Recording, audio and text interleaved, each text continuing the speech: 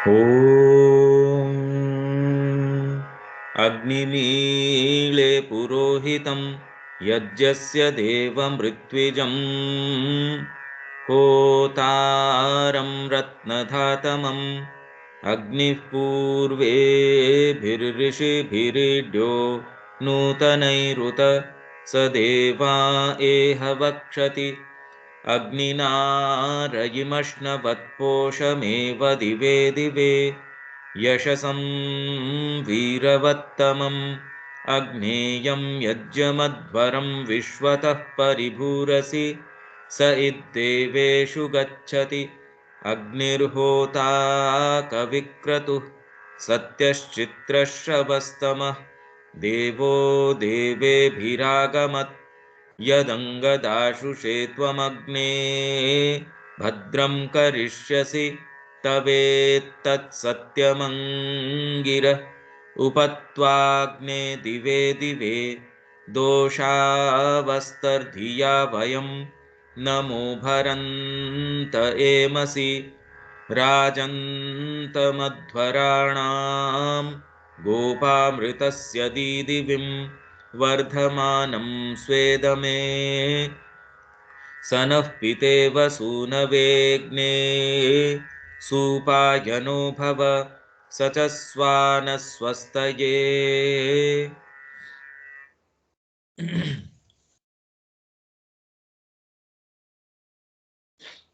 ये अपना पेज 302,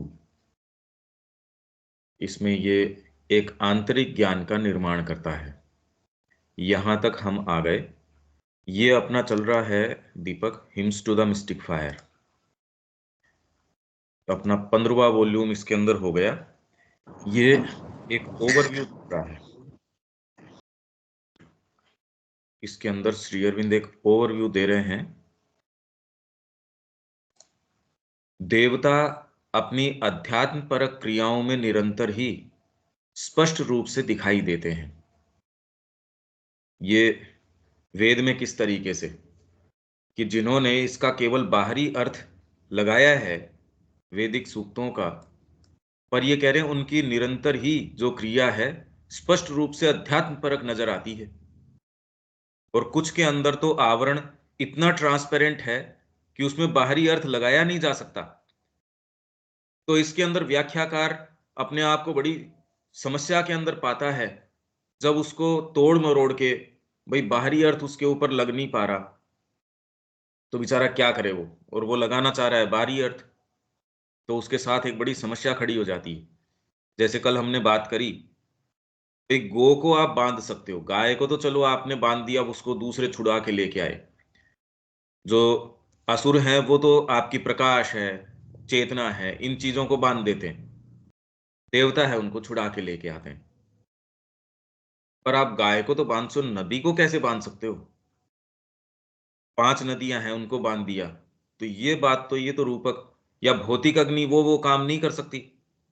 भौतिक अग्नि के लिए ये कोई चीज एक्सप्लेन कर रहे हो, तो भौतिक अग्नि की तो अपने को पता है ये क्रिया तो भौतिक अग्नि कर सकती है, पर ये वाली क्रियाएं तो भौतिक अग्नि कर नहीं सकती। तो अध्यात्म पर क्रियाओं में उन देवताओं की क्रिया जो है निरंतर स्पष्ट रूप से दिखाई देती है। यज्ञ एक आंतरिक क्रिया का, देवताओं तथा मनुष्यों के बीच एक आंतरिक आदान प्रदान का बाह्य प्रतीक है। यज्ञ जो है एक आंतरिक क्रिया का, देवताओं तथा मनुष्यों के बीच एक आंतरिक आदान प्रदान का बाह्य प्रतीक है। तो हमारा सारा जीवन तो यही है। तो ये जो आदान प्रदान है, आप देते हो, देवता पुष्ट होते हैं, पुष्ट होने के बाद वो आपको उपहार देते हैं। ये पूरे समय ये आदान प्रदान चलता रहता है। आप इसको यज्ञ कह सकते हैं, आप इसको आरोहण की यात्रा कह सकते हैं, जिसमें मानव उसके पास जो है वह देता है, और प्रतिदान में देवता देते हैं शक्ति के अश्व, प्रकाश के गोयूथ, गाय के झुंड, उसके सेवक के रूप में शक्तिशाली शूरवीर, शूरवीर देते हैं उसकी सेवा करने के लिए। क्या क्या हो सकते हैं ये आपके अंदर सर्टेन फैकल्टीज अगर वो न हो तो बताइए किस तरीके से काम किया जा सकता है? फोकस करने की मेरे अंदर न हो, अब मैं तो उसके अंदर कितना कर सकता हूं? तो शक्तिशाली शूरवीर, जिससे कि आप चरितार्थता का काम, एक्चुअल संसिद्ध करने का काम पूरे शक्तिशाली रूप से कर सकें। तो जितना ही इस मार्ग के ऊपर आप जाते हैं, आपकी कितनी कितनी लेटेंट फैकल्टीज हैं, आप तुरंत एक क्षण के अंदर वो चीज समझ जाएंगे जो दूसरा व्यक्ति, मतलब उसके अंदर। आप ये देखिए, अगर इतिहास को भी देखो तो श्री अरविंद ने कैसे उसका इतना परिप्रेक्ष्य प्रदान कर दिया, कैसे प्रवेश था। आज तो हमारे पास कितने कितने साक्ष्य उपलब्ध होने शुरू हो गए, उस समय तो उतने साक्ष्य थे ही नहीं, और जो आम वातावरण था वो आज का था भी नहीं, तो बिल्कुल अलग वातावरण था। तो यदि हमारे पास ये शूरवीर या ये फैकल्टीज, ये चीजें, आप खुद महसूस करके देख सकते हैं साइकोलॉजिकली कितना हम कई बार कमजोर महसूस करते हैं, उसमें अगर एक चीज, एक विश्वास, एक कोई दृढ़ चीज आ जाए, कैसे शक्तिशाली शूरवीर का काम करती है। जो अंधकार की शक्तियों, वो क्या करते हैं, वृत्रों, दस्युओं, पणियों से युद्ध में उसे विजय दिलाते हैं। जब ऋषि कहता है आओ हम सचेतन बने, चाहे युद्ध अश्व से अथवा मानव से परे की एक शक्ति के शब्द से, मानव से परे की शक्ति का शब्द, भी हम सारे इसी का तो इंतजार कर रहे हैं, भी कोई एक कन्विक्शन अंदर से आए, एक शब्द ऐसा आए जो हमारे बंधनों को तोड़ दे, हमको प्रकाश दिखा दे। वो शब्द किसी भी तरीके से आ सकता है। ये शब्द जनरली गुरु के माध्यम से मिल जाता है, या कोई शास्त्र है उसके माध्यम से मिल जाता है, कोई घटना है उसके माध्यम से आपको मिल सकता है, भीतर से कोई चीज है उसके माध्यम से मिल जाता है। तो मानव से परे की एक शक्ति के शब्द से। और बाहरी शब्द तो अगर वो शब्द एक जने को कपाट खोल देता है, वही शब्द दूसरे को बोल दो, कोई जरूरी नहीं है, इनइफेक्टिव होगा। तो उसके शब्दों का या तो कोई रहस्यवादी आशय होता है, या फिर उनमें किसी प्रकार का कोई भी संगत अर्थ नहीं होता वेद के विषय में। तो क्या तो यदि ऐसी चीज है तो उसमें रहस्यवादी कोई उसका अभिप्राय है, अर्थ है। नहीं तो फिर बाद में यदि रहस्यवादी अभिप्राय को आप हटा देते हो तो कोई संगत अर्थ नहीं होता उसका।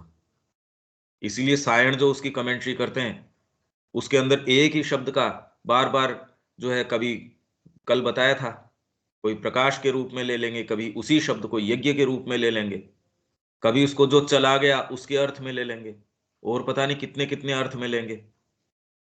यदि आप एक शब्द का मनमाने तरीके से अर्थ लगाना शुरू करें, भाषा क्या होगी फिर? ये तो आप जो चाहें सो पढ़ लें, फिर तो किसी भी भाषा में पढ़ लें आप।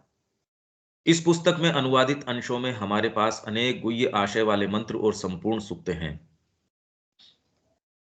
इस पुस्तक में ये जो श्री अरविंद जिसकी अभी बात कर रहे हैं, उसमें ट्रांसलेटेड अंश हैं, पैसेजेस हैं, गुह्य आशय वाले। मतलब पूरा वॉल्यूम इन्होंने hymns to the mystic fire, mystic fire Agni, पर खाली फायर भी कह सकते थे, मिस्टिक है ये, उसको डेडिकेटेड जो हिम्स हैं, मंत्र और संपूर्ण सूक्त हैं, जो भले कितने भी गुह्य क्यों न हो, उन बाहरी आनुष्ठानिक यज्ञ के रूपकों के आवरण को छिन्न भिन्न कर देते हैं, जो वेद के यथार्थ अर्थ को छिपाए रहता है। ये उसके अंदर श्री अरविंद ने पूरा एनालिसिस किया है।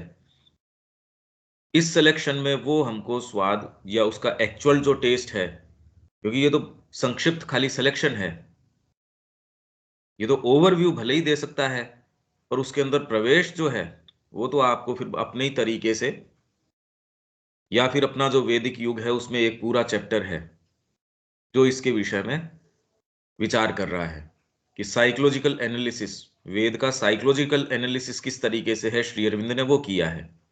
हालांकि उसके अंदर भी अपना सिलेक्शन ही है, पर अपने लिए इनफ उतना है कि अपने को एक फील आ जाए कि कौन से देवता की क्या क्या क्रिया है।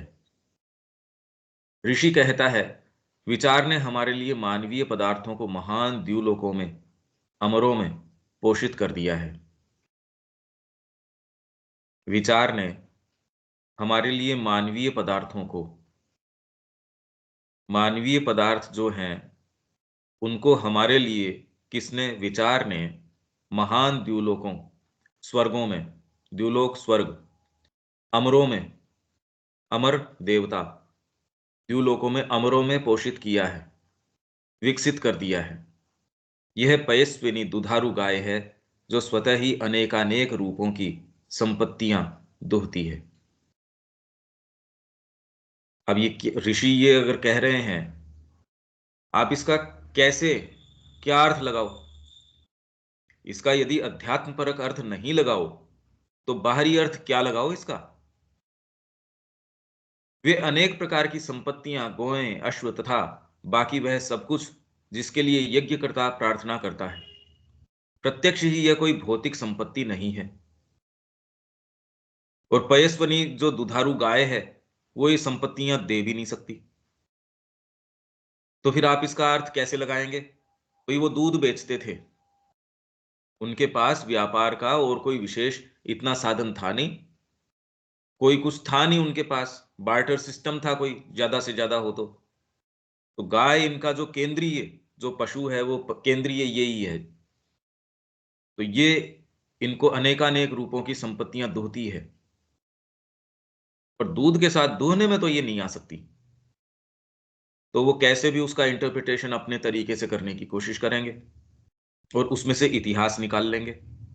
अब बताइए, इसमें से यदि हमारा इतिहास निकाला जाए, जो पढ़ाया भी जा रहा है, निकाला किसकी जाए? अब ये तो पढ़ाया जा रहा है। वे अनेक प्रकार की संपत्तियां, गौएं, अश्व तथा बाकी वह सब कुछ जिसके लिए यज्ञ करता प्रार्थना करता है, ये सारी चीजें पयस्विनी गाय से आती हैं। प्रत्यक्ष ये कोई भौतिक संपत्ति नहीं है, ये कुछ ऐसा है जो विचार, मंत्र में निहित विचार प्रदान कर सकता है। और ये हम पढ़ के गए हैं, विचार का सत्य क्या करता है? विचार का सत्य सत्ता के सत्य का निर्माण करता है, और उस सत्ता के सत्य से फिर बाद में आपके भाव हैं, कर्म हैं, वो उनका सत्य स्वतः ही प्रवाहित होने लगता है। ये तो हम केंद्रीय विचार इनका वेदों का पढ़ के गए ही हैं। तो ये कुछ ऐसा है जो विचार, मंत्र में निहित विचार प्रदान कर सकता है, और इसी विचार का परिणाम है जो हमारे मानवीय पदार्थों को महान द्युलोकों में, अमरों में पोषित कर देता है। मानवीय हमारे जो भी पदार्थ हैं उनको अमरों में पोषित कर देता है। भाई गो किस चीज का ये सूचक है? आपके एनलाइटनमेंट, इंटेलिजेंस, प्रकाश। वो आने के बाद में सामान्य जो पदार्थ हैं वो भी आपको कहाँ के कहाँ लेके चले जाते हैं, और वो ही पदार्थ हैं, भाई वो ही आप सारी माला जप रहे हो, सारे काम कर रहे हो, पर केंद्र के अंदर यदि आप उसको किसके लिए कर रहे हो, वहीं बाहरी वो ही कार्य आप माँ के निहित, कोई पैकिंग कर रहा है, कोई बर्तन साफ कर रहा है, कोई कुछ भी कोई भी एक्टिविटी आप कर रहे हो, वो आपको दिव्य जीवन की ओर ले जा सकती है। वहीं भले ही आप भागवत का आयोजन करवा रहे हैं, और उसके केंद्र में ये जी पैसा मिलता है मेरे को, तो इससे मैं ये वाला काम करवा रहा हूं, इससे मेरे को ये मिलता है, तो उससे वो कोई लाभ होने वाला है नहीं। तो इसलिए कोई भी प्रक्रिया, कोई भी पद्धति, वास्तव में उसके पीछे क्या चीज है, उससे उसका महत्व है।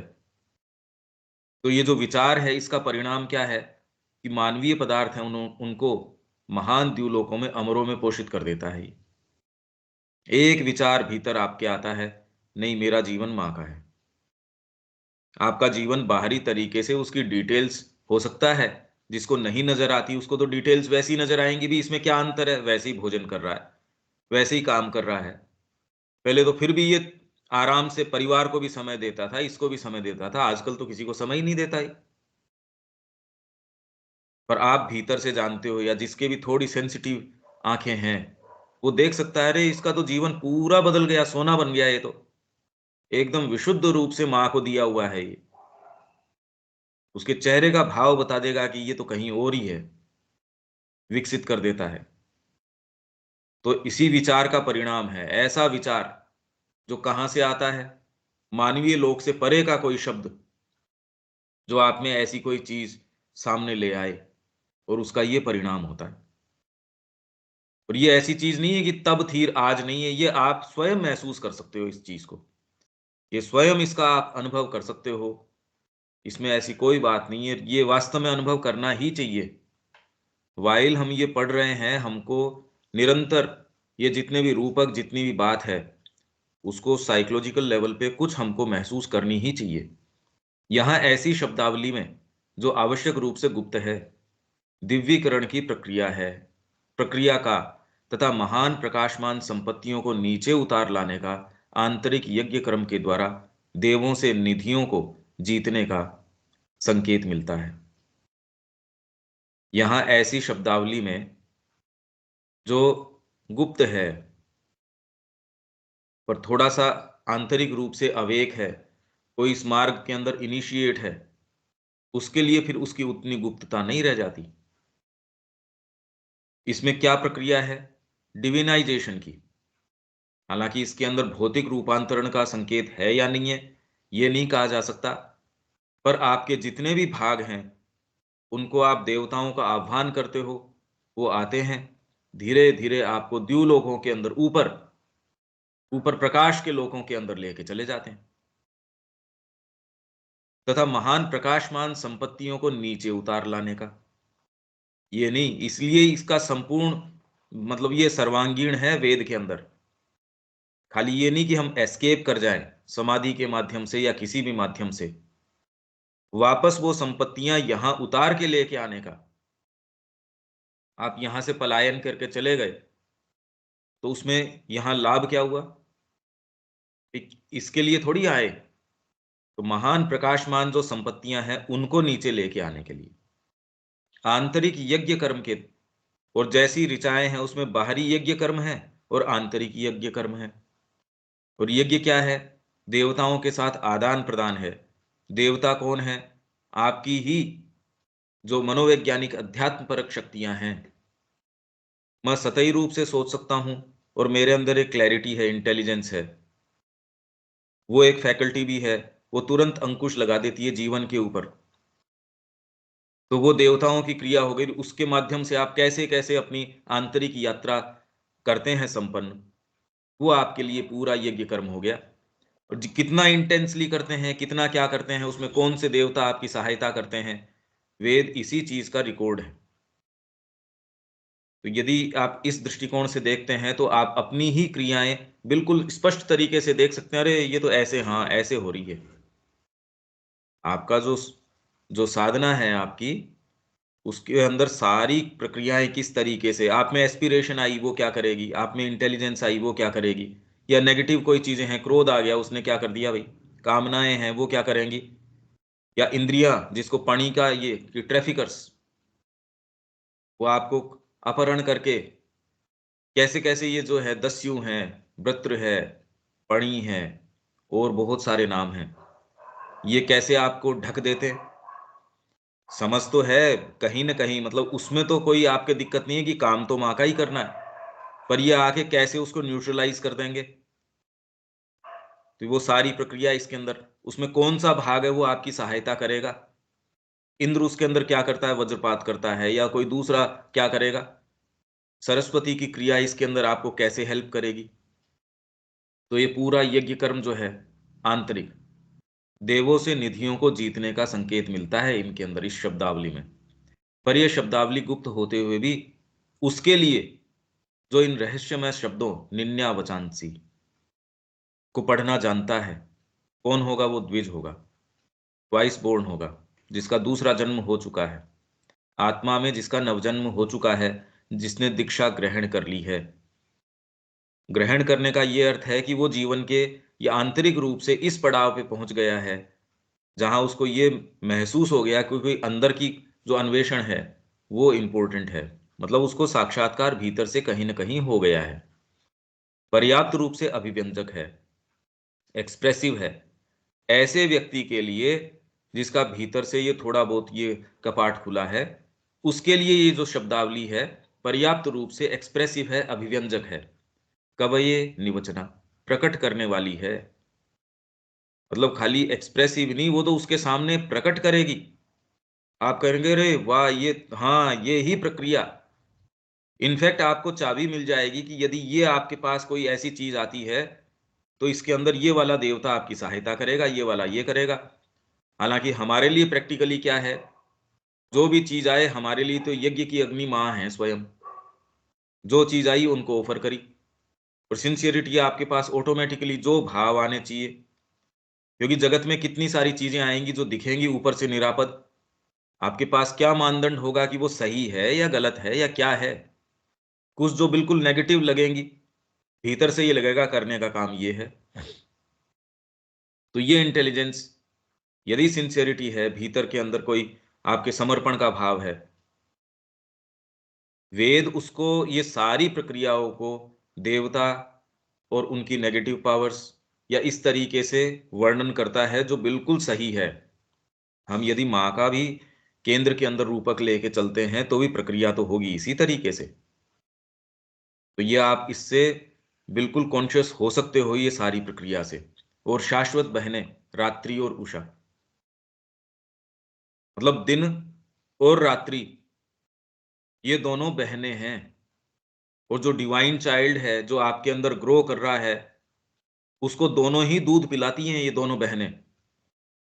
कहने का अर्थ ये है कि साधना के अंदर आपके जो डार्क समय आते हैं वो भी आपको मार्ग पे यदि चलते रहे तो वो आपको पोषित करते हैं, वो आपको अनुभव देते हैं। जितने प्रकाशमय काल हैं वो जितना आपको पोषित करते हैं, ये दूसरे वाले काल उससे कम पोषित नहीं करते। तो अंधकार के, डाउट के, संशय के ये जितने काल रात्रि के रूप में आते हैं, वो आपको और सबल और सशक्त, अरे प्रकाश के अंदर चल रहे हैं, जोर क्या आता है उसके अंदर, उस समय आपको पूरा पोषण मिलता है कि हाँ ये इसके अंदर से। नहीं तो साधना में विजय किस चीज की है? प्रकाश ही प्रकाश में चल रहा हूं मैं, सारे समय मेरे को इंट्यूशन है, सारे समय मेरे को इंस्पिरेशन है, सारे समय ये है, कोई बात ही नहीं है। इसको मां श्री अरविंद कैसे कहते हैं कि धीरे धीरे साधना, पहले जब आप प्रवेश करते हो साइकिक, बिल्कुल, क्योंकि वो ही आपको उसके अंदर धकेलता है, और उसने धकेल तो दिया, पर आपकी प्रक्रिया जब शुरू होती है वो धीरे धीरे आपके और दूसरे भागों में उतरती है। मन में उतरेगी, प्राण में उतरेगी, शरीर के अंदर उतरेगी। जैसे ही शरीर के अंदर उतरती है तो आश्रम की भी स्थिति वहां बता रहे हैं, श्री अरविंद है, माँ है, दोनों ही बता रहे हैं कि वो जो काम जो ऐसा लगता था कि बिल्कुल सहज रूप से हो जाएगा, भौतिक में उतरते ही कितना उसके अंदर घर्षण हो जाता है, कितनी मुश्किल हो जाती है। अपने आप को उस चेतना के अंदर बनाए रखना कितना मुश्किल हो जाता है। पर कोई चीज आपके भीतर है जो थामे रखती है, और कितनी भी गहन घोर लंबी रात्रि हो, निश्चित रूप से आप उससे बाहर निकल आते हैं। तो ये दो बहनें हैं, शाश्वत बहनें हैं ये, हर्षित बुनकर महिलाओं की भांति हैं। बुनकर महिलाएं जो हैं, दो महिलाएं हैं जो ताना बाना बुन रही हैं, कोई जो हमारे पूर्ण या सिद्ध कर्मों के ताने बानों को एक यज्ञ के रूप में बुनती हैं, प्रकाश और अंधकार, तो यज्ञ के रूप में बुनती हैं ये। अब यदि इसके अंदर बुनकर शब्द आया, तो पहले ये कह रहे भी वेद के समय के अंदर, अब इन्होंने किस तरीके से ये कहा, पर वो कह रहे कपास शब्द नहीं आता इसमें। कपास शब्द तो इसका मतलब उस समय कपास नहीं थी। ऐसे ऐसे ये कोशिश करते हैं भी ये शब्द यहां नहीं है, तो ये बुनकर महिलाओं के हिसाब से अब ये इसमें देखने की कोशिश करेंगे, पहले ये महिलाएं ये वाला काम करती थी। पुनः एक रहस्यमय रूप और अर्थ से युक्त शब्दावली, परंतु यज्ञ के मनोवैज्ञानिक अथवा अध्यात्मपरक स्वरूप का, गो के वास्तविक अर्थ का, अभीष्ट संपत्तियों महान निधियों की अति विपुलता का कदाचित ही इससे अधिक एक सकारात्मक अभिकथन हो सकता है। तो ये जितनी भी शब्दावली है, कौन सी, जैसे अभी ये कह के गए हर्षित बुनकर महिलाएं, जो बहनें हैं ये रात्रि और उषा, शाश्वत बहनें हैं ये, इसमें तो यहां नहीं कहा, पर आगे आता है कि जो डिवाइन चाइल्ड है आपके अंदर, जो भागवत, जो बालक है, जो शिशु है, हमारी अंतरात्मा है जो पैदा हो रही है, जो वर्धित हो रही है, उसको इन सारे कालों के अंदर पोषित करती हैं, दूध पिलाती हैं ये दोनों बहनें। तो जीवन के अंदर, साधना के अंदर, ये सारा जो जितना भी ये रूपक है सब टोटल साधना के दृष्टिकोण से है, वेद सब टोटल उसी के लिए है, कोई बाहरी कोई चीज नहीं कह रहा है। और बाहरी यज्ञ की या अनुष्ठान की बात भी करता है, वो एज इफ एक एक डिटेल के अंदर आंतरिक यज्ञ को ही बाहरी तरीके से कहता है। और इसके अंदर ये भी नहीं है कि खाली वो छिपाने की या ढकने की कोशिश कर रहे हैं और उनके लिए बाहरी यज्ञ है वो कोई महत्व नहीं रखता। इनफैक्ट वो साउंड के वाइब्रेशन को इतना महत्व देते हैं और वो जानते हैं कि इस तरीके से रखा गया, और ये भी कोई आवश्यक नहीं कि उन्होंने सोच के इस तरीके का किया हो, कि कोई चीज है जो आई, उन्होंने इनको काम में लिया माध्यम के रूप में और एक्सप्रेस कर दिया। ये सारी चीजें हैं, सारी कोई सी भी हो सकती है और सारी एक साथ भी हो सकती है, इसके बारे में कुछ कहा नहीं जा सकता, और सारी ही निर्णायक हैं। अपने अर्थ भाव को प्रतीकों तथा प्रतीकात्मक शब्दों से ढक देने की आवश्यकता के दबाव के चलते, क्योंकि गोपनीयता का पालन आवश्यक था। अपनी जो अध्यात्म परक, जो डीप जो चीजें हैं, उनको गोपनीय रखना आवश्यक है। तो इनके ऊपर क्या दबाव है? प्रतीकात्मक शब्दों से ढक देने का दबाव है। प्रतीक हैं और प्रतीकात्मक शब्द हैं। तो अपना जो मूल अर्थ और भाव है, ऋषियों ने स्थायी द्वयर्थक शब्दों को अपनाया। गो है, वो गाय भी है और प्रकाश भी है, जो कि एक ऐसी प्रणाली है जिसकी संस्कृत भाषा में सुगमता से व्यवस्था की जा सकती है। यह संस्कृत भाषा की विशेषता है। और इसके अंदर हम तो देखिए भाषा से दूर आ गए, बाकी अपने मूल के अंदर जो पर्यायवाची भी हैं, किसी एक ही शब्द के, यदि जल के आप पर्यायवाची कहें तो जितने भी पर्यायवाची हैं वो निर्जीव नहीं हैं। वो जल के गुण धर्म को अलग अलग अलग अलग, पानी का क्या क्या गुण धर्म हो सकता है, किसी भी तत्व के कितने गुण धर्म हो सकते हैं, वो हर पर्यायवाची उनको लेके सामने आता है। आप कल्पना नहीं कर सकते ये कितनी विशिष्टता की बात है कि आप हर तत्व में कितनी गहराई तक गए हैं, और कोई भाषा ऐसा करती नहीं। पानी उसके लिए वाटर है बस।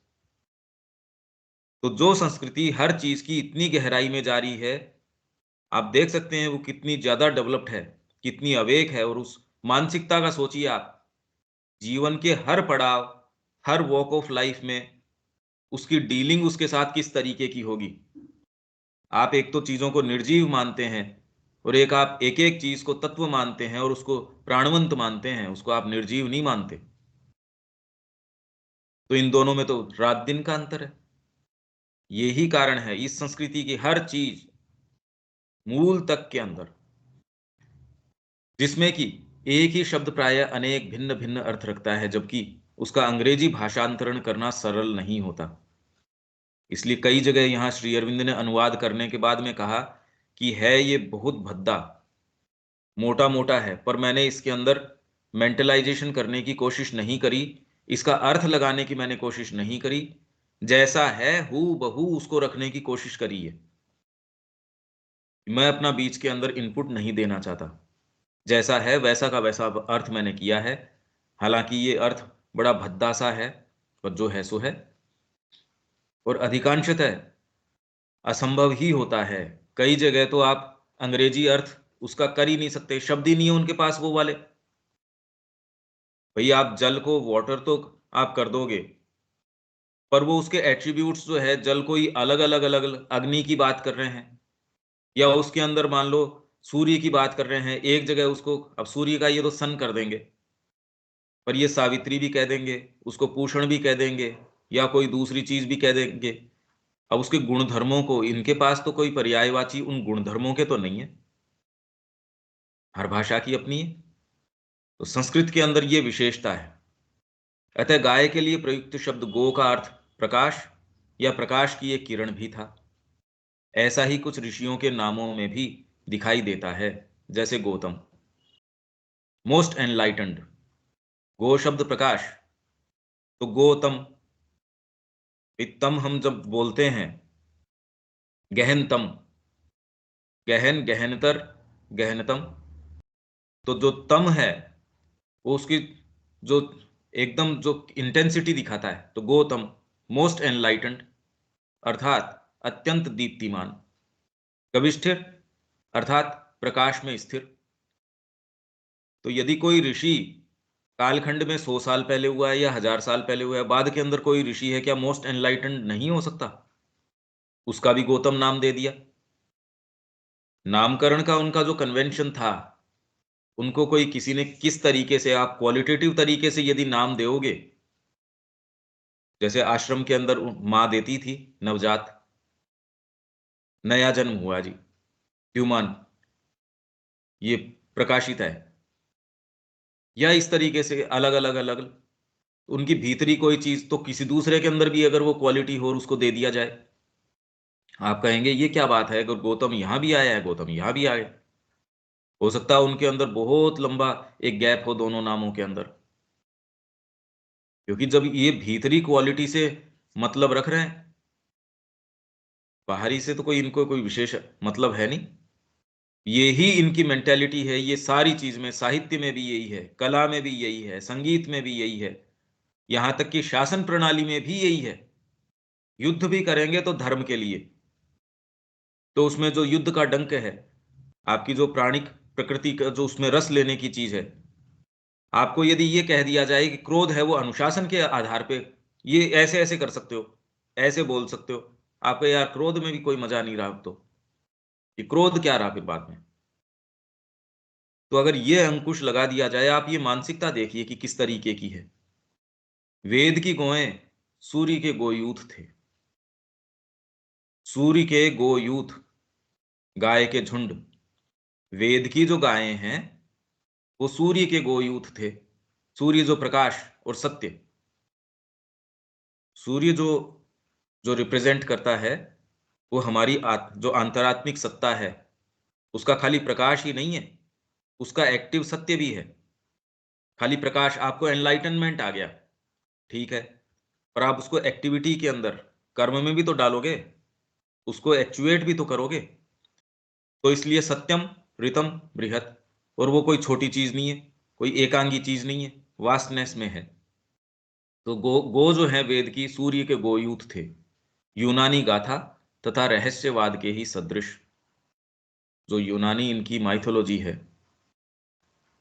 क्योंकि उस समय श्री अरविंद कह रहे हैं सब जगह एक ही इस तरीके की मानसिकता थी, और उसका कारण ये था कि गए सारे के सारे यहीं से थे। वो तो डीएनए से ट्रेस कर रहे हैं। अपनी जो वैदिक एज है, उसके अंदर अपन ने उसका वो डायग्राम भी दिया है, कहाँ कहाँ कितने कितने समय से गए थे, यहाँ इस इतने समय रहे, कि आइदर तो वो अफ्रीका से आए, या सारे के सारे इधर हिंदुस्तान से गए। वे सत्य, प्रकाश तथा ज्ञान के सूर्य की किरणें थीं। यह अर्थ जो कुछ संदर्भों में स्पष्ट होता है, इसे वेद में संगत रूप से सर्वत्र ही प्रयुक्त किया जा सकता है। कौन सा अर्थ? कि गाय जो है वो सूर्य के गोयूथ थे, यह जो अर्थ है, ये स्पष्ट रूप से केवल कुछ ही सूक्तों में, संदर्भों में आता है, कि जिसके अंदर आप बाहरी अर्थ नहीं लगा सकते। पर ये वाला अर्थ यदि आंतरिक अर्थ पूरे वेद में लगाया जाए, जो भले प्रत्यक्ष न हो, बाहरी भाषा में आपको भ्रमित करता हो कि ये तो बाहरी गाय के विषय में कह रहे हैं, पर यदि आप आंतरिक अर्थ लगाते हैं, तो सर्वत्र ही संगत रूप से प्रयुक्त किया जा सकता है, जो एक सुस्पष्ट व सुसंगत अर्थ प्रदान करता है। घृत, अब घी, ये सारे के सारे वैदिक जो यज्ञ है, उसके इर्द गिर्द चलती है ना सारी, इनका सारा सिंबोलिज्म जो यज्ञ है उसके इर्द गिर्द। तो यज्ञ की अग्नि हुई, उसमें आप जो जो सामान उसमें जो हवन में डालते हैं, वो सारा घृत है। सबसे इंपॉर्टेंट चीजों के अंदर हो गई, अग्नि है, घृत है, उसके अंदर जो समिधा आप रखते हो वो है, फिर बाद में यजमान है, पुरोहित है, जो करता है, कौन कौन करने वाला है, ये सारे के सारे। उससे मिलने वाला क्या है, उसमें आप दोगे क्या, हवन के अंदर क्या ऑफर करते हो, डेडिकेट क्या करते हो आप। तो घृत शब्द का अर्थ है घी, ये तो ठीक है, या शुद्धिकृत नवनीत, बटर। और यह घी वैदिक कर्म के मुख्य तत्वों में से एक था। घी के बिना कैसे प्रज्वलित कैसे करो। परंतु घृत का अर्थ प्रकाश भी हो सकता है,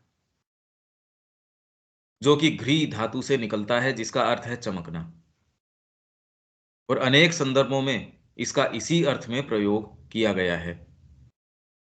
मूल धातु और किसी भाषा के अंदर, अब ये क्यों भाई, ये प्रश्न हम नहीं करते कि ये यहीं क्यों, ऐसी चीज, ऐसी क्या बात।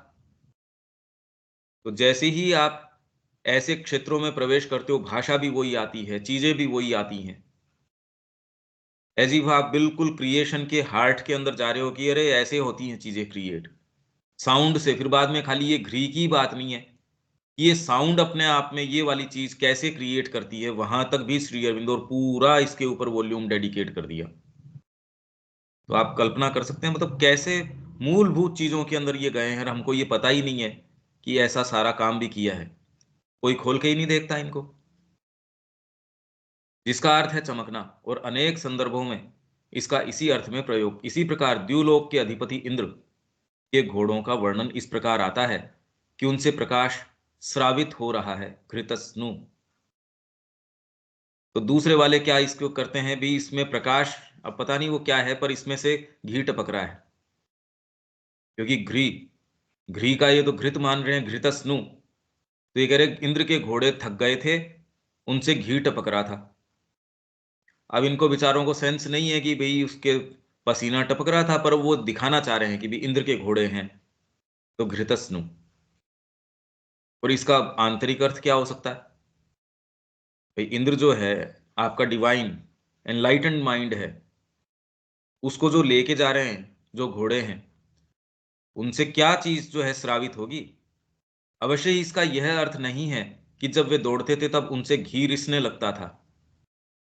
ये श्री अरविंद बताना चाह रहे हैं कि कई जगह बाहरी अर्थ नहीं लगाया जा सकता। आप कितना भी इमेजिनेशन करो, अब कोई भी घोड़े से घी कैसे रिसने लगेगा? तो अब आप कैसे इतिहास निकालो इसके अंदर से? तो आप ये कहते बर्बर व्यक्ति थे, इनको कोई सेंस नहीं था। अब आप घटिया से घटिया कोई भी अर्थ निकाल सकते हो जी, बीमार था उसमें से मवाद बह रही है, या जो भी वो जो जो कुछ आप जो निकालना चाहो। अगर इस अर्थ में आपका प्रवेश नहीं है आंतरिक में, तो जो लगाओ सो लगाओ फिर तो। यद्यपि देखने में इस अलंकार का यही अर्थ प्रतीत होता है, जब इसे उस धान्य पर प्रयुक्त किया जाता है जिसके लिए इंद्र के अश्वों को, जब वे यज्ञ में आए, तब अपना भाग ग्रहण करने के लिए निमंत्रित किया जाता है। प्रत्यक्ष ही वैदिक प्रतीकवाद में शुद्धिकृत घृत का अर्थ क्लैरिफाइड, जो आपके बटर है, आप जब मथ के निकालते हो, निकाल के फिर बाद में उसमें पहले मक्खन है, उसको आपने और शुद्ध करके उसको जैसे जिस तरीके से उसमें निकाला आपने, फिर उसमें से एकदम प्योर घी निकलता है, उसमें भी रेसिड्यू है वो पीछे रह जाता है।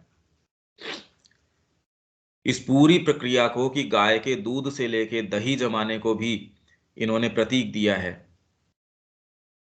उसके अंदर से घी निकालते हो या उसके अंदर दाने से जो घी के दाने बन जाते हैं कई बार, कि उसका क्या अर्थ है। इंटेलिजेंस के अंदर आपके क्रिस्टल्स बन गए। जितना ही आप माँ को, श्री अरविंद को, तो श्री माता जी एक जगह हम पढ़ के भी गए हैं, क्रिस्टल्स फॉर्म हो जाते हैं माइंड के अंदर।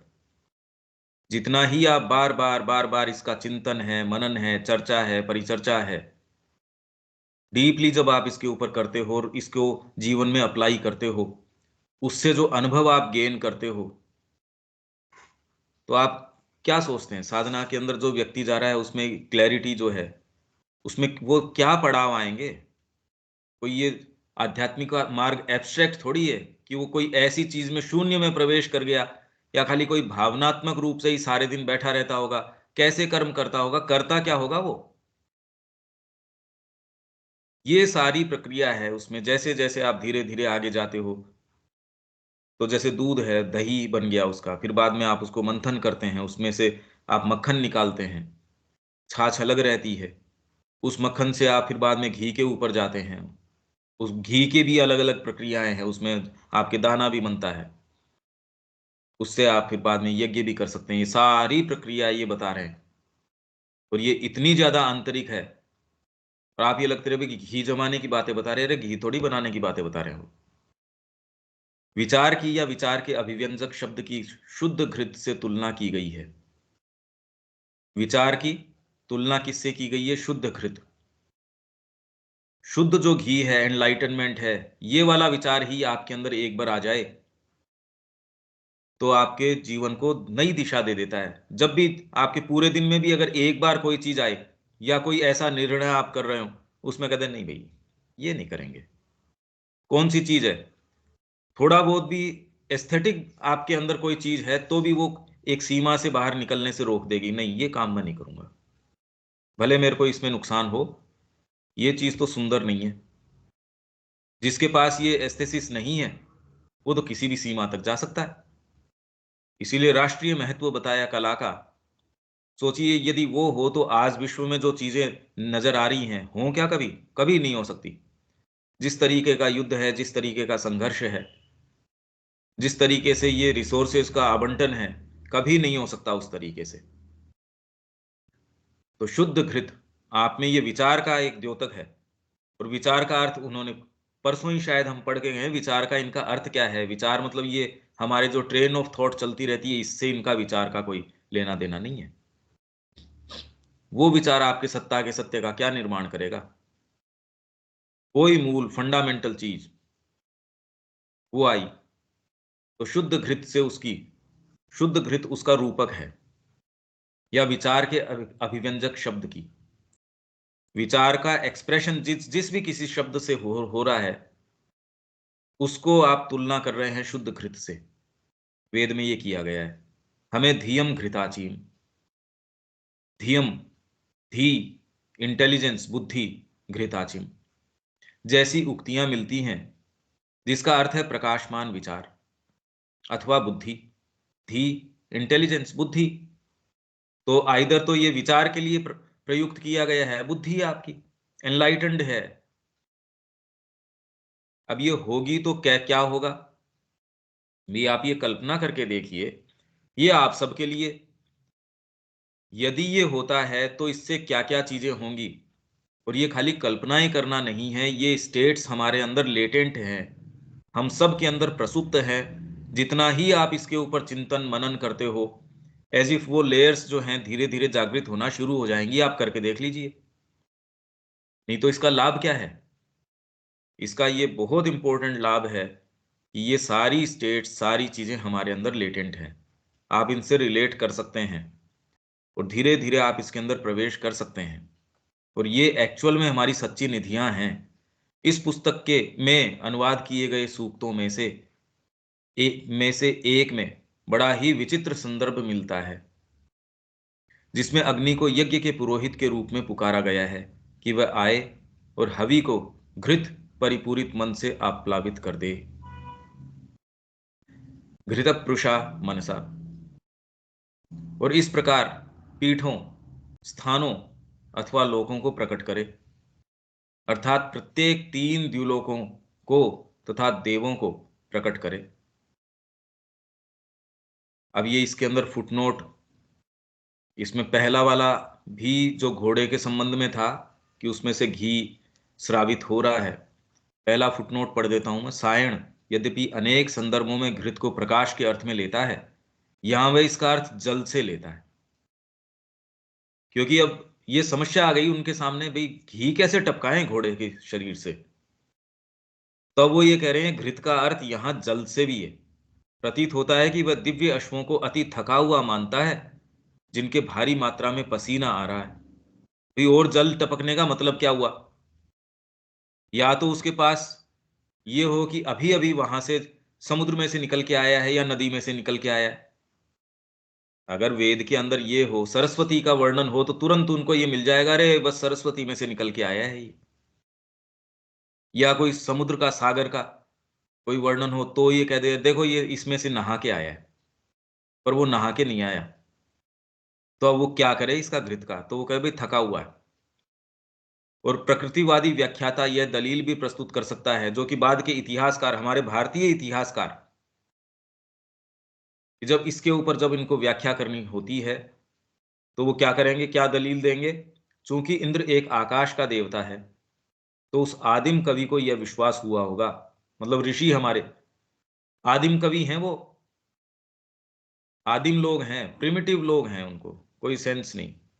बर्बर हैं, तो उनको ये लगा होगा कि वर्षा इंद्र के घोड़ों का पसीना रहा होगा। ये जो बारिश हो रही है ना, ये इंद्र के घोड़े जब भागते हैं, वो थके हुए होते हैं, उनसे पसीना आता है, अरे भाई इससे, तो वो अपनी ये कहानियां बच्चों को सुनाना शुरू कर देते हैं। इनको न किसी चीज का सेंस है, कोई चीज, ये बेचारों को कुछ पता नहीं है भारतीयों को।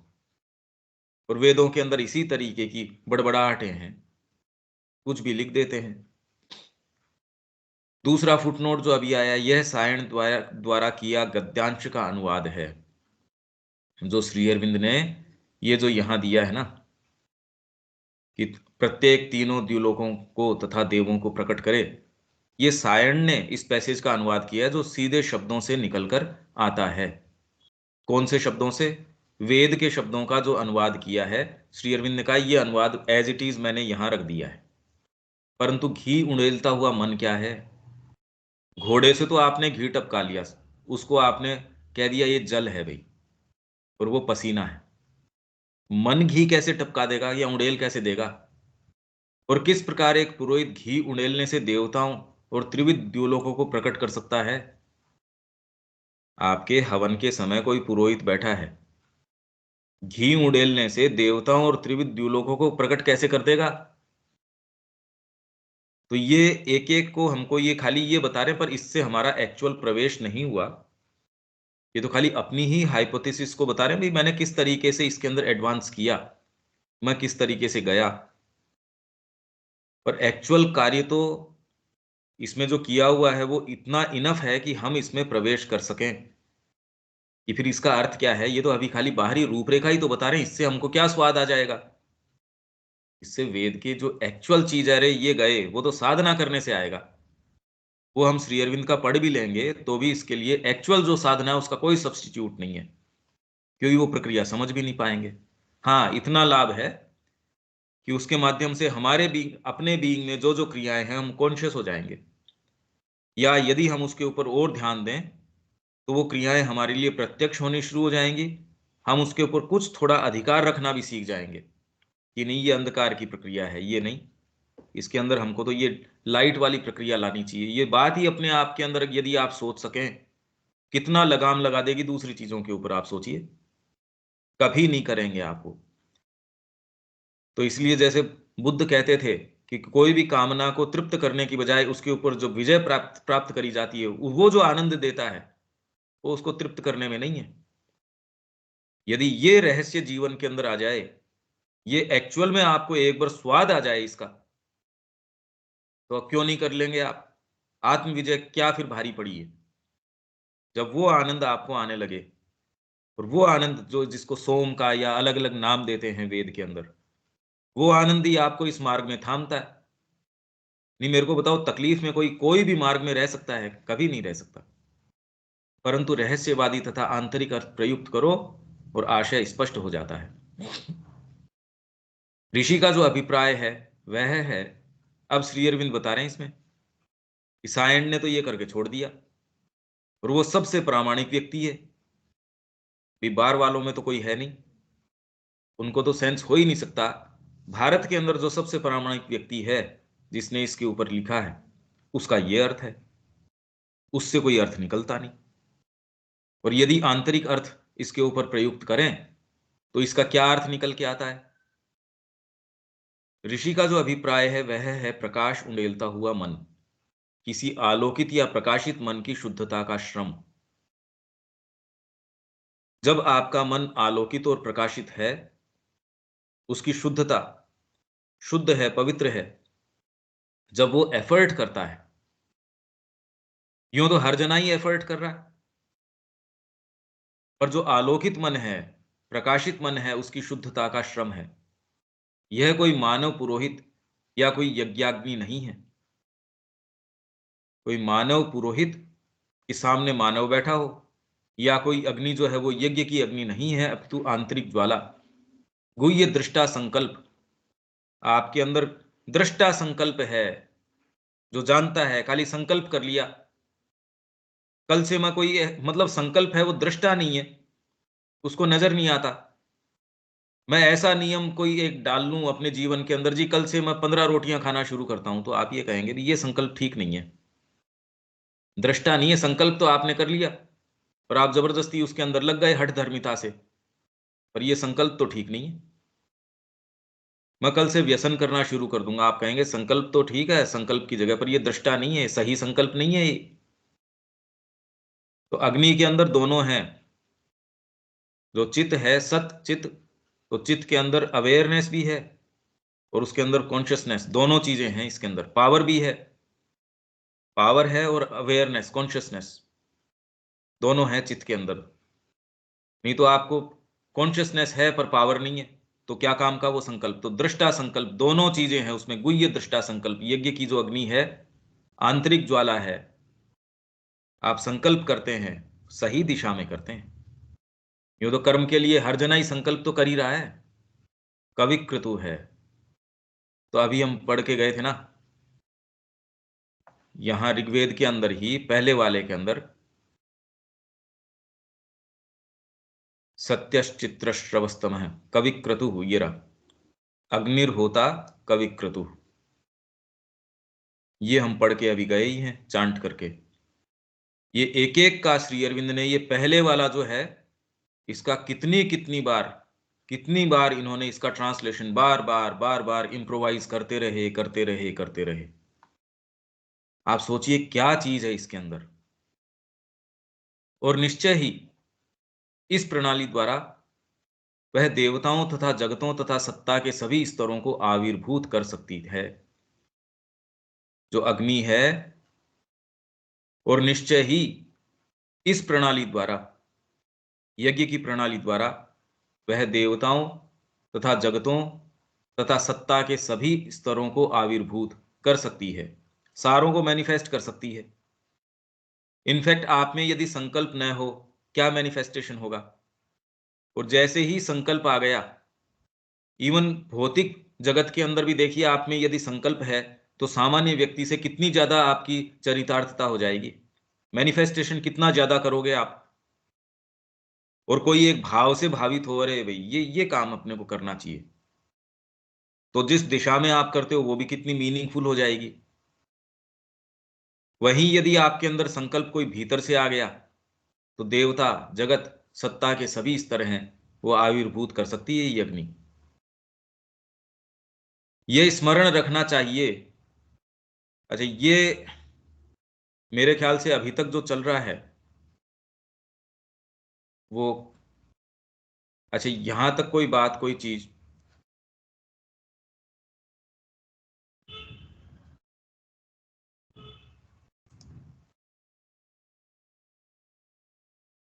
रविकांत जी नहीं सुन नहीं रहे हैं। सुन रहे हैं। बहुत इन्वॉल्व है वैसे ये, जी और पर ओवरव्यू है। इसीलिए मैंने आपको जो एक पुस्तक अभी भिजवाई है वैदिक युग की, जी उसमें ये 16वां करने के बाद में अपन ये चाहेंगे कि जो साइकोलॉजिकल एनालिसिस श्री अरविंद ने किया है अपने लिए, तो सबसे सरस चीज वही है।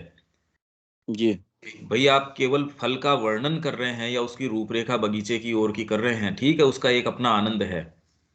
हमारे लिए तो हर चीज एक नई है और हर चीज आनंद की है, पर वास्तव में हम तो साधना से मतलब रखते हैं। उसमें जो श्री अरविंद का वर्णन है वो एक्चुअल में कि देखो ये प्रक्रिया हो रही है, उससे हमारा ज्यादा सरोकार रहेगा। यहां इसको, इससे आगे तो भारी बन जाएगा। तो मैं ये चाहूंगा कि यहां अगर यहां तक कोई अगर बात है आपके, शब्या जी। भैया जो आप शुरू में मंत्र पढ़ते हैं ना, हाँ जी, उसको रिकॉर्डेड करके भेज दीजिएगा। है ना हम आपके लोग पास उसके साथ थोड़ा, रिकॉर्ड हो रही है ना और आपके अर्थ, पास? उसका अर्थ भी। अर्थ श्री अरविंद ने किया है, उसका अर्थ तो खैर बहुत इन्वॉल्व है, वो आ जाएगा। अच्छा, रिकॉर्डिंग तो तो मिली उसका नहीं है आपको, मैंने शेयर करी थी रिकॉर्डिंग आपसे। मंत्र का। रोज तो हो ही रही है रिकॉर्डिंग, आप शुरू करेंगे तो वहीं से तो होगा। अच्छा अपन जो रोज रिकॉर्ड कर रहे हैं उसमें रिकॉर्ड हो रहा है ना, अच्छा। मतलब टेक्स्ट भी रिकॉर्ड हो रहा है और मंत्र भी रिकॉर्ड हो रहा है। तो खोलने से तो टेस्ट नहीं दिखता है। हाँ, नहीं अच्छा, दिखेगा हम आप। फिर से फिर से देखेंगे। वीडियो आप देखेंगे उसमें दिखेगा। हाँ ठीक है भैया। अच्छा, इसके अंदर ठीक है दीपक, यहाँ तक? हाँ ठीक है पंकज। दीपक जी, आपके कोई बात है या किसी और के कोई भी बात है क्या इसके अंदर अभी तक जो चल रहा है वो? रात्रि और उषा को हाँ, बहन दो बोला गया है। उषा उषा कुछ कुछ समझ में आ रहा है। रात्रि किसको बोला जा रहा है? रात्रि। आप जब साधना करते हैं तो आपके जीवन में ऐसे काल आते हैं जो जो आप उद्देश्य लेके चले हैं उसके ऊपर भी संदेह हो जाता है, मैं चल का रहा हूं, मैं जिस जगह चल रहा हूं ये तो घोर अंधकार के अंदर चल रहा हूं। भाई वर्तमान में तो जिस जीवन में हम चल रहे हैं उसमें तो कोई मुद्दा ही नहीं है, उसमें खाली कामनाएं हमको ड्राइव कर रही हैं। जब साधना अपना लेते हैं, साधना का अर्थ ये है कि आपके जीवन में कोई न कोई प्रकाश, अग्नि, अग्नि का प्रादुर्भाव हुआ, उसने आपको इस मार्ग के अंदर धकेल दिया कि मेरे को खाली ये जीवन ही आत्मा के निहित, आप उसको किसी गुरु के निहित कह सकते हैं, आप कुछ भी कह सकते हैं, वो शब्द एक कोई भी ले सकते हैं, पर भीतर से कोई चीज आती है, वो कहती है ना, इंद्रियों के ऊपर आधारित जीवन तो नहीं जिएंगे, भीतर से कोई चीज आएगी। अब जब आप उस विचार को या कोई चीज को लेके चलते हैं तो जिस भाग ने आपको उसके अंदर धकेला, मान लीजिए माँ के पास कोई व्यक्ति आया, आपकी अंतरात्मा है, उसने कहा बस मैं तो माँ श्री अरविंद के लिए अपना जीवन देता हूं। उस समय सारी चीजें इतनी आपको गुलाब की क्यारी लगती है, गुलाब का बेड नजर आता है, वो पूरा पथ आपको इतना सुंदर नजर आता है, ओहो यहां तो कुछ भी कर देंगे। कुछ ही समय बाद के अंदर जब भौतिक चेतना ऊपर आती है, उसमें कैसे कैसे संशय, कैसी कैसी चीजें। परसों ही एक पत्र श्री अरविंद का मैं अनुवाद कर रहा था 31वें वॉल्यूम में, जिसके अंदर 3 या 4 पेज का पत्र अपन ने वो संकलन में इसलिए लिया है क्योंकि ऐसे बहुत बहुत पत्र हर कुछ कुछ दिन पे श्री अरविंद लिख रहे थे व्यक्ति को ये समझाने के लिए कि भैया आत्महत्या मत कर। वो ये कह रहा है जी आपके कोई भी शब्द जो है मेरे को प्रभावित नहीं करते, इसलिए मैं आपकी कोई भी बात नहीं मानूंगा, और मैं आपसे बहुत प्रेम करता हूं तो मैं ये लिख के जाऊंगा कि आपका इस चीज में कोई हस्तक्षेप नहीं है, इससे आश्रम पे भी कोई इसका दुष्प्रभाव नहीं आएगा, आश्रम इसमें इन्वॉल्व नहीं है। श्री अरविंद उसको हर स्तर के ऊपर समझा रहे, अरे तू कल्पना तो कर इससे क्या अर्थ होगा, मेरी अपनी साधना पद्धति है, आश्रम है, सारे उसमें इन्वॉल्व है, क्या अर्थ निकलेगा इसका, तू सोच तो सही। भले तू ये कह रहा है कि मेरे को तेरे से प्रेम नहीं है, ये नहीं है, वो जो पत्र है आप कल्पना नहीं कर सकते।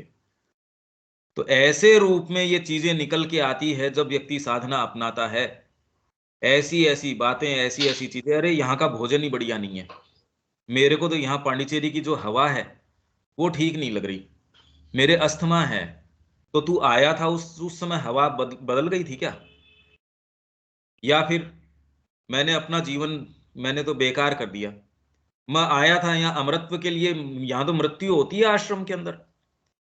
या फिर यदि ये ऐसी बातें नहीं करते तो भी आपके एक तूफान तो जीवन में आ ही सकता है, श्रद्धा आपकी जो है बाहरी रूप जो है डगमगा सकते हैं। इसीलिए कृष्ण प्रेम का जो मैंने रूपक पढ़ के भी बताया था, तूफान की जब रात्रि होती है उसमें समुद्र उफनता है, नाव डावाडोल होती है, उसमें आपके सब ऊपर नीचे इसके माध्यम से आप चलते रहते हैं, चलते रहते हैं। ये रात्रि है, ये काल आपके। और श्री अरविंद कह रहे हैं ऐसा कौन व्यक्ति है, मेरे अपने काल रहे हैं और दूसरे की बात छोड़िए, श्री अरविंद कह रहे हैं कि मेरे ऐसे अपने सुदीर्घ, और ऐसा भी नहीं है कि एक बार ये काल आ गए तो दोबारा नहीं आ सकते। और नौसिखिया कोई भी है, अपनी श्रद्धा वाली पुस्तक में है कि कोई नौसिखिया है उसको तो ये हमेशा के लिए पद से भ्रष्ट कर सकते हैं, अलग कर सकते हैं। तो सामान्य जीवन में तो ये कहानी हमको कहां मिलेगी? ये तो जब आप बारीकी से पत्र देखिए श्री अरविंद के मां के, ये तो एक आम सी कहानी लगती है, ये एक सामान्य सी कहानी लगती है कि लगभग सबके साथ यही है कि किसी ने सही में यात्रा तय कर पाया हो,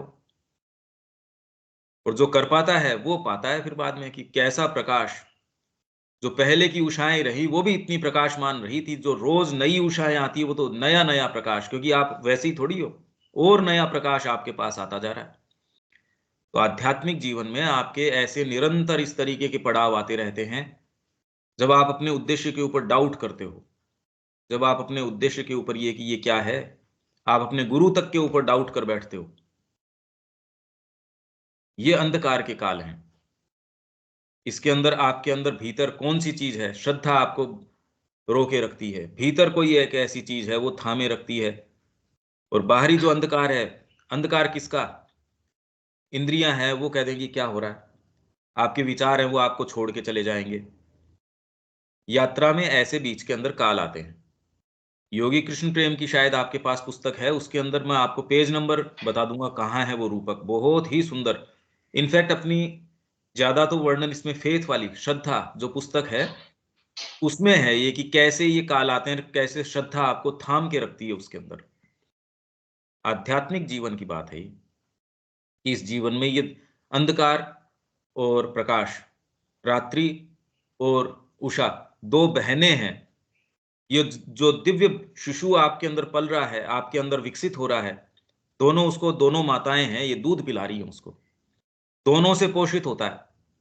भाई खाली दिन ही दिन हो, रात्रि नहीं हो, आप आराम नहीं करोगे तो आपको रात्रि का समय भी है।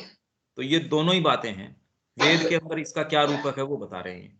ठीक है, ये बात समझ आती है आपके? जी जी। इसका इस पर आपके कोई पास संग्रह ऐसा है जो अंधकार है के काल में यात्रा की गई हो? किसके? इस प्रकार का कोई ऐसा संग्रह अलग से जो अंधकार के काल में यात्रा की गई हो, उस प्रसंग में क्या क्या घटनाएं घटती हैं? हाँ, मतलब अलग से तो कोई घटना ऐसा सच घटती है, वो तो साइकोलॉजी की बात है। श्री अरविंद के पत्र अगर आप देखोगे तो उससे सुंदर कोई चीज नहीं हो सकती। जी जी। श्री अरविंद के जो पत्र हैं और माँ से जो चर्चा परिचर्चा है, पर इसमें विशेष तो श्री अरविंद के जो पत्र है ना, वो तो बहुत ही विशेष हैं कि इस काल में आपकी वाइटल किस किस तरीके से चीत्कार करती है, या आपके ऊपर अंधकार के जो अर्जुन बोल रहा है वो अंधकार की बातें कर रहा है सारी गीता, और क्या कर रही है अर्जुन जो बातें कर रहा है। जब आपकी बुद्धि हर ली जाती है तो आपकी इंद्रियां कैसे, कि मेरा मुख सूखा जा रहा है, मेरे हाथ से गांडीव छूटा जा रहा है, मैं भ्रमित हूं, मैं क्या करूं। और फिर भी उसने जो इंटेलिजेंस की जितनी भी बातें करी वो एक्चुअल में इंटेलिजेंस की थी नहीं, तो बुद्धि भी हर ली जाती है, आपकी भावनाएं हैं वो जो है चित्कार कर बैठती है, और एक्चुअल जो साधकों की बातें हैं वो फिर बाद में आप श्री अरविंद के पत्रों में देख सकते हो। उससे सुंदर तो और क्या होगा। और योगी कृष्ण प्रेम के अपने जो पत्र हैं और हैं, उनके माध्यम से आपको देखना पड़ेगा, अच्छा ये पढ़ाओ। दिलीप कुमार रॉय का सारा संग्रह ही यही है, रोज डेली 4 वॉल्यूम छप चुके हैं श्री अरविंद के पत्र, उनको उत्तर के। कल्पना करो आप, 4 वॉल्यूम एक व्यक्ति को पत्र के छपने में आ गए, तो किस चीज का अभिलेख है वो? इसी का तो है कि बार बार क्वेश्चनिंग उठ जाती है। उनको जाके एक जना ये कह आया कि तू कृष्ण के भजन गाता है, दिलीप कुमार रॉय बहुत अच्छे म्यूजिशियन थे, कि तू कृष्ण के तो भजन गाता है, श्री अरविंद हैं वो अतिमानस की बात करते हैं, कृष्ण तो तेरे को अधिमानस तक, ओवर माइंड तक ही लेके जाएंगे। अब बस इनके तो यही समस्या हो गई। तो तुरंत उनको श्री अरविंद से कितना लंबा पत्र व्यवहार, फिर उनके पत्र वो भेजते हैं कृष्ण प्रेम के पास, कृष्ण प्रेम फिर जवाब देते हैं, उस जवाब को भेजते हैं श्री अरविंद के पास। ये चर्चा परिचर्चा पत्र व्यवहार आदान प्रदान चलता रहता है। ये इसी चीज को तो दिखाता है कि आप में ये जो काल हैं वो किस तरीके से सामने एक्सप्रेस होते हैं, इसी तरीके से करते हैं अपने आप को।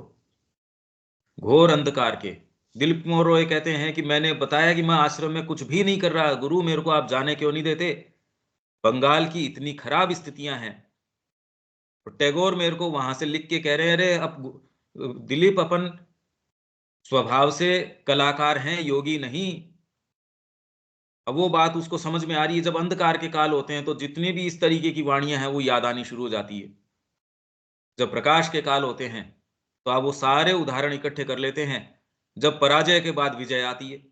और जब आप उदासी के क्षण में होते हैं तो विजय के बाद पराजय जिनकी हुई, अरे कितना भी अच्छा फूल हो मुरझा तो जाता ही है, कितना भी बड़ा कुछ भी रहा हो मृत्यु तो इसका अंत है ही।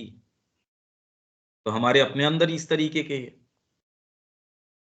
तो ये तो खूब खूब वर्णन मिल जाएगा आप जो चाह रहे हैं, ये तो पत्रों के अंदर जितना है। आप यदि थोड़ा बहुत इसका अध्ययन करेंगे ये तो स्पष्ट है इस भैया दृष्टिकोण से। वो पत्रों का संग्रह हमारे पास नहीं है, वहां उपलब्ध है तो भेज दीजिए ना। चार ये समय पे आ जाएगा। योगी कृष्ण प्रेम की है क्या आपके पास? नहीं तो श्रद्धा वाली जो पुस्तक है ना, वो छोटी बुकलेट है, संग्रह तो बहुत बड़े की जी आवश्यकता जी, नहीं जोगी कृष्ण प्रेम वाली पुस्तक है हमारे पास। है। तो उसके अंदर मैं आपको पेज नंबर बता दूंगा। जी उसके अंदर जो एक जहाज का एक रूपक इन्होंने बताया है, वो आप थोड़ा ध्यान से पढ़िएगा। वो अंधकार का ही है कि जब ऐसे के अंदर कैसे आपका जहाज उसमें चलता है, कैसे जो श्रद्धा है बाद में उभर के आती है। ये सारी साधना के काल और उनकी प्रक्रियाओं की बातें हैं। मैं आपसे पेज नंबर वो भेज दूंगा, आपको शेयर कर दूंगा। ठीक है। ओके। जय श्रीमान। जय